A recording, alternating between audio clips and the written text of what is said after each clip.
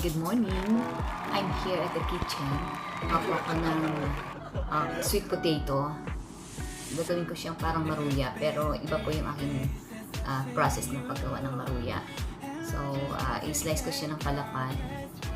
So, and then, ilalagay ko siya bago siya i-fry o i-dip ko siya sa mixture ng, of course, sa isang bowl, no? Gagamit tayo ng bowl.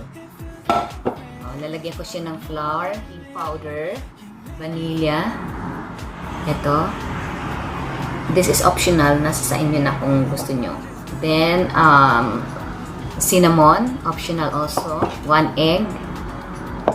And gagamit instead of water, fresh milk. Dahil ito medyo mag-expire na siya. And of course, gagamit ako nito. Start ko natin.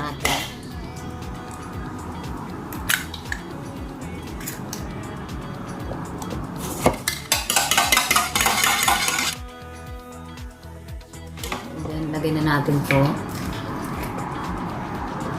Lagay natin ng fresh milk. And of course, I forgot, ay on tayo ng sugar. Start na ako. Siyempre, lagay natin yan dito. Ganyan lang. Gamit ko ito.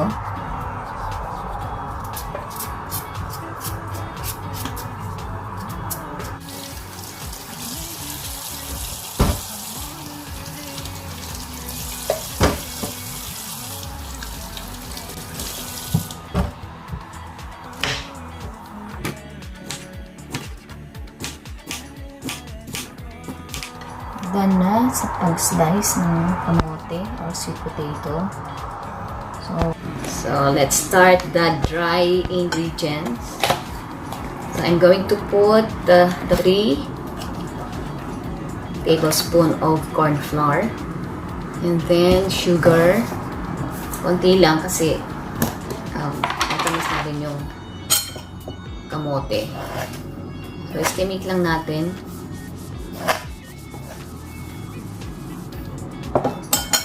And then the cinnamon, maybe half of tablespoon.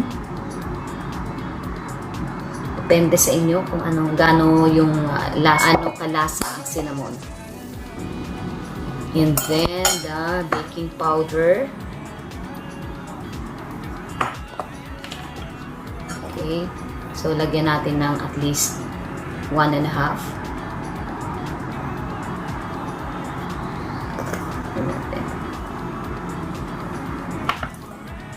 Mix natin.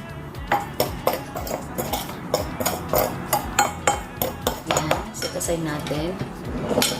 Na-mix ko na yung egg and fresh milk.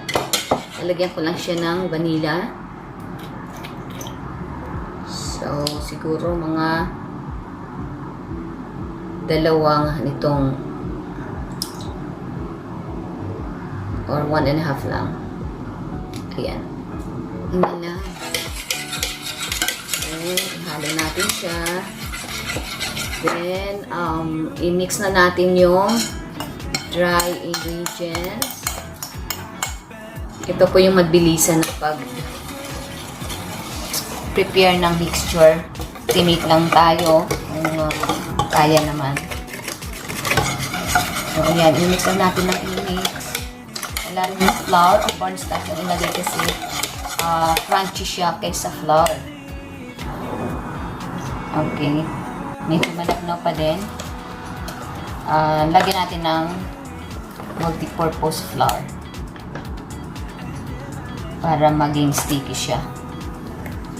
Ayan, 1.5 spoon. So, ayan, meron na itong egg. Okay. Corn starch or corn flour, sugar, cinnamon, baking powder, vanilla, fresh milk, and dinagdagan natin ng multi-purpose flour. Magkaiba yung multi-purpose flour at saka corn starch or corn flour. Ang corn flour, ito yung gaw-gaw na tawag sa atin. And yung multi-purpose flour naman, yun yung harina. Okay, so, isasawsaw or i-dip. Ngayon na po natin ang cooking oil. I-deep fry po natin. Initan na natin yung cooking oil or mantika bago natin ilagay.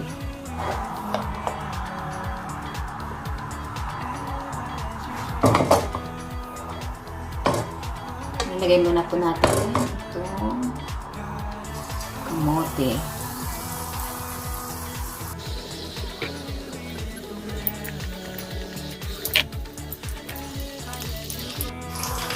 Baliktad na po natin.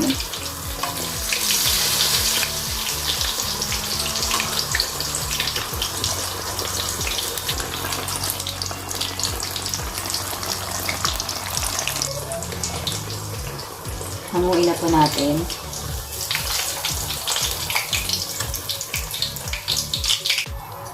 Tanggalin lang natin itong mga debris para pagsalang natin uli ng another, hindi siya masunog o lalong masunog.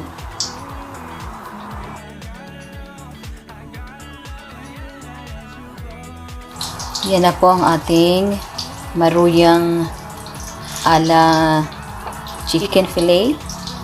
Ayan. At napaka-crunchy niyan, guys. Yan. Yan. Isa-serve ko na yan sa bunso ko na nag-aaral online. Ihatid ko dyan sa room niya para pang merienda niya.